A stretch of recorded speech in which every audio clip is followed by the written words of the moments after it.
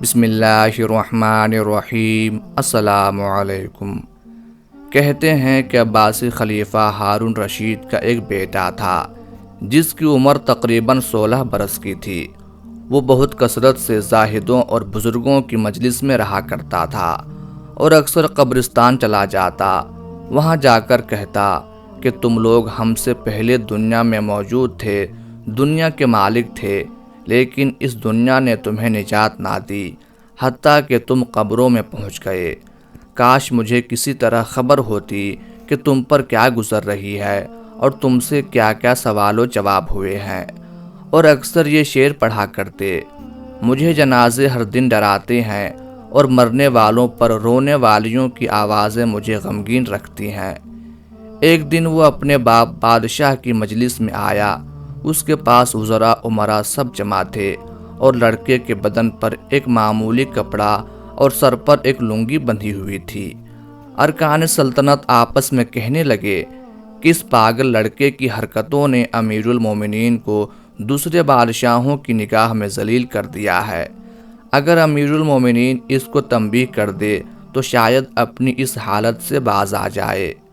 امیر المومنین نے یہ بات سن کر اس سے کہا کہ بیٹا، تم نے مجھے لوگوں کی نگاہوں میں ذلیل کر رکھا ہے۔ یہ سن کر باپ کو تو کوئی جواب نہیں دیا، لیکن ایک پرندہ وہاں بیٹھا تھا۔ اس کو کہا کہ اس ذات کے واسطے سے کہ جس نے تجھے پیدا کیا، تو میرے ہاتھ پر آ کر بیٹھ جا۔ پرندہ وہاں سے اڑ کر اس کے ہاتھ پر آ کر بیٹھ گیا۔ پھر کہا کہ اب اپنی جگہ چلا جا۔ وہ ہاتھ پر سے اڑ کر اپنی جگہ پر چلا گیا۔ اس کے بعد اس نے عرض کیا کہ ابا جان، اصل میں آپ دنیا سے جو محبت کر رہے ہیں اس نے مجھے رسوا کر رکھا ہے۔ اب میں نے یہ ارادہ کر لیا ہے کہ آپ سے جدائی اختیار کر لوں۔ یہ کہہ کر وہاں سے چل دیا اور ایک قرآن شریف صرف اپنے ساتھ لیا۔ چلتے ہوئے ماں نے ایک بہت قیمتی انگوٹھی بھی اس کو دے دی تاکہ ضرورت کے وقت اس کو فروخت کر کے کام میں لائے۔ وہ یہاں سے چل کر بصرہ پہنچ گیا اور مزدوروں میں کام کرنے لگا۔ ہفتہ میں صرف ایک دن ہفتے کے دن مزدوری کرتا اور 1 درہم مزدوری لیتا، اس سے کم یا زیادہ نہ لیتا۔ 1 دانق روزانہ خرچ کرتا۔ ابو عامر بصری رحمۃ اللہ علیہ کہتے ہیں کہ میری ایک دیوار گر گئی تھی۔ اس کو بنوانے کے لیے میں کسی معمار کی تلاش میں نکلا۔ کسی نے بتایا ہوگا کہ یہ شخص بھی تعمیر کا کام کرتا ہے۔ میں نے دیکھا کہ نہایت خوبصورت لڑکا بیٹھا ہے، ایک زنبیل پاس رکھی ہے اور قرآن شریف دیکھ کر پڑھ رہا ہے۔ میں نے اس سے پوچھا، لڑکے مزدوری کرو گے؟ کہنے لگا، کیوں نہیں کریں گے، مزدوری کے لیے ہی تو پیدا ہوئے ہیں۔ آپ بتائیں کیا خدمت مجھ سے لینی ہے؟ میں نے کہا، گارے مٹی تعمیر کا کام لینا ہے۔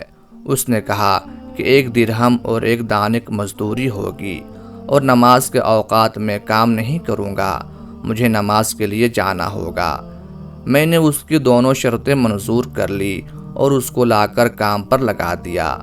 مغرب کے وقت جب میں نے دیکھا تو اس نے 10 آدمیوں جتنا کام کیا۔ میں نے اس کو مزدوری میں 2 درہم دیے۔ اس نے شرط سے زائد لینے سے انکار کر دیا اور 1 درہم اور 1 دانق لے کر چلا گیا۔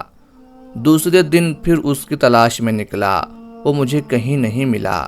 میں نے لوگوں سے تحقیق کی کہ ایسی صورت کا ایک لڑکا مزدوری کرتا ہے، کسی کو معلوم ہے کہ وہ کہاں ملے گا؟ لوگوں نے بتایا کہ وہ صرف ہفتے کے دن مزدوری کرتا ہے، اس سے پہلے تمہیں کہیں نہیں ملے گا۔ مجھے اس کے کام کو دیکھ کر ایسی حیرت ہوئی کہ میں نے 8 دن تک تعمیر کا کام بند کر دیا اور ہفتے کے دن اس کی تلاش میں نکلا۔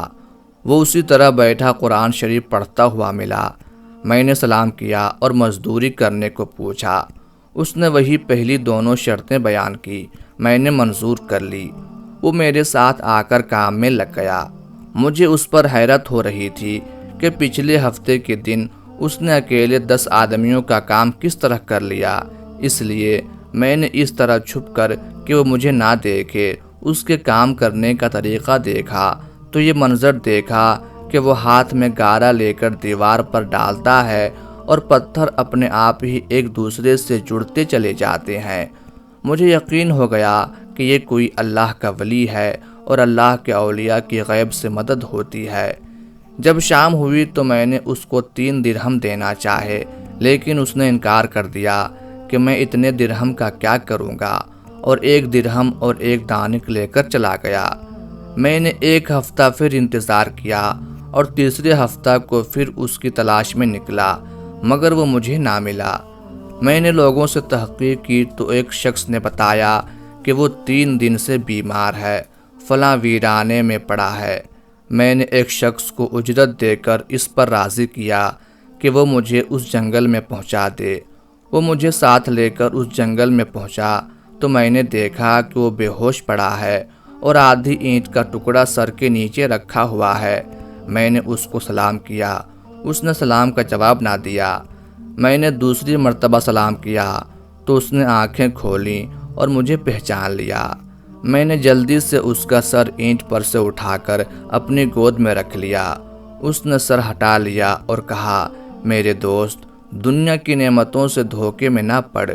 عمر ختم ہوتی جا رہی ہے اور نعمتیں سب ختم ہو جائے گی۔ جب تو کوئی جنازہ لے کر قبرستان میں جائے تو یہ سوچتا رہے کہ تیرا بھی ایک دن اسی طرح جنازہ اٹھایا جائے گا۔ اس کے بعد اس نے مجھ سے کہا کہ اے ابو عامر، جب میری روح نکل جائے تو مجھے نہلا کر میرے اسی کپڑے میں مجھے کفن دے دینا۔ میں نے کہا، میرے محبوب، اس میں کیا حرج ہے کہ میں تیرے کفن کے لیے نئے کپڑے لے آؤں؟ اس نے جواب دیا کہ نئے کپڑوں کے زندہ لوگ زیادہ مستحق ہیں۔ لڑکے نے کہا، کفن پرانا ہو یا نیا، بہرحال بوسیدہ ہو جائے گا۔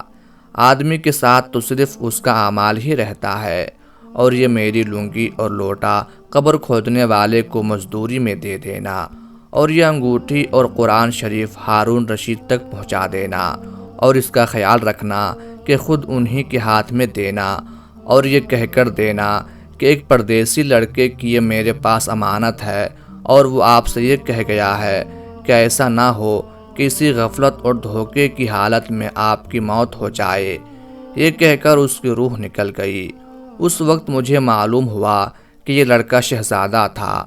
اس کے انتقال کے بعد اس کی وصیت کے مطابق میں نے اس کو دفن کر دیا اور دونوں چیزیں قبر کھودنے والے کو دے دیں، اور قرآن پاک اور انگوٹھی لے کر بغداد پہنچا، اور شاہی محل کے قریب پہنچا تو بادشاہ کی سواری نکل رہی تھی۔ میں ایک اونچی جگہ کھڑا ہو گیا۔ اول ایک بہت بڑا لشکر نکلا جس میں تقریباً 1000 گھڑ سوار تھے۔ اس طرح یکے بعد دیگرے 10 لشکر نکلے۔ 10ویں لشکر میں خود امیر المومنین بھی تھے۔ میں نے زور سے آواز دے کر کہا، اے امیر المومنین، آپ کو حضور اقدس صلی اللہ علیہ وآلہ وسلم کی قرابت داری کا واسطہ، ذرا سا توقف کر لیجئے۔ میری آواز پر انہوں نے مجھے دیکھا تو میں نے جلدی سے آگے بڑھ کر کہا کہ میرے پاس ایک پردیسی لڑکے کی یہ امانت ہے جس نے یہ وصیت کی تھی کہ یہ دونوں چیزیں آپ تک پہنچا دوں۔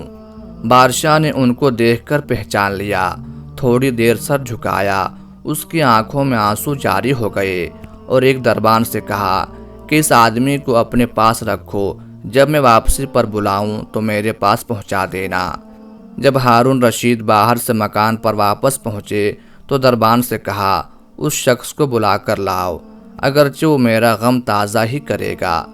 دربان میرے پاس آیا اور کہنے لگا کہ امیر المومنین نے بلایا ہے، بس اس بات کا خیال رکھنا کہ امیر المومنین پر صدمے کا بہت اثر ہے، اگر تم 10 باتیں کرنا چاہتے ہو تو 5 ہی پر اکتفا کرنا۔ یہ کہہ کر وہ مجھے امیر کے پاس لے گیا۔ اس وقت امیر بالکل تنہا بیٹھے تھے۔ مجھ سے فرمایا کہ میرے قریب آ جاؤ۔ میں قریب جا کر بیٹھ گیا۔ کہنے لگے، تم میرے اس بیٹے کو جانتے ہو؟ میں نے کہا، جی ہاں جانتا ہوں۔ کہنے لگے، وہ کیا کام کرتا تھا؟ میں نے کہا، گارے مٹی کی مزدوری کرتا تھا۔ کہنے لگے، تم نے بھی مزدوری پر کوئی کام اس سے کرایا تھا؟ میں نے کہا، کرایا ہے۔ کہنے لگے، تم کو اس کا خیال نہ آیا کہ اس کی نبی اکرم صلی اللہ علیہ وآلہ وسلم سے قرابت تھی کہ یہ حضور صلی اللہ علیہ وآلہ وسلم کے چچا حضرت عباس رضی اللہ تعالی عنہ کی اولاد میں سے ہیں؟ میں نے کہا امیر المومنین، پہلے اللہ جل شانہ سے معذرت چاہتا ہوں، اس کے بعد آپ سے معذرت خواہ ہوں۔ مجھے اس وقت اس کا علم ہی نہ تھا کہ یہ کون ہے۔ مجھے ان کے انتقال کے وقت ان کا حال معلوم ہوا۔ کہنے لگے کہ تم نے اپنے ہاتھ سے اس کو غسل دیا؟ میں نے کہا جی ہاں۔ کہنے لگے اپنا ہاتھ لاؤ۔ میرا ہاتھ لے کر اپنے سینے پر رکھ دیا اور چند شعر پڑھے جن کا ترجمہ یہ ہے: اے وہ مسافر جس پر میرا دل پگھل رہا ہے اور میری آنکھیں اس پر آنسو بہا رہی ہیں، اے وہ شخص جس کا قبر دور ہے لیکن اس کا غم میرے قریب ہے، بے شک موت ہر اچھے سے اچھے عیش کو ختم کر دیتی ہے۔ وہ مسافر ایک چاند کا ٹکڑا تھا جو خالص چاندی کی ٹہنی پر تھا۔ چاند کا ٹکڑا بھی قبر میں پہنچ گیا اور چاندنی کی ٹہنی بھی قبر میں پہنچ گئی۔ اس کے بعد ہارون رشید ابو عامر رحمۃ اللہ علیہ کو ساتھ لے کر بصرہ میں اس کی قبر پر گیا۔ اللہ تعالی ہمیں اس واقعے سے سبق حاصل کرنے اور عمل کرنے کی توفیق عطا فرمائے، آمین۔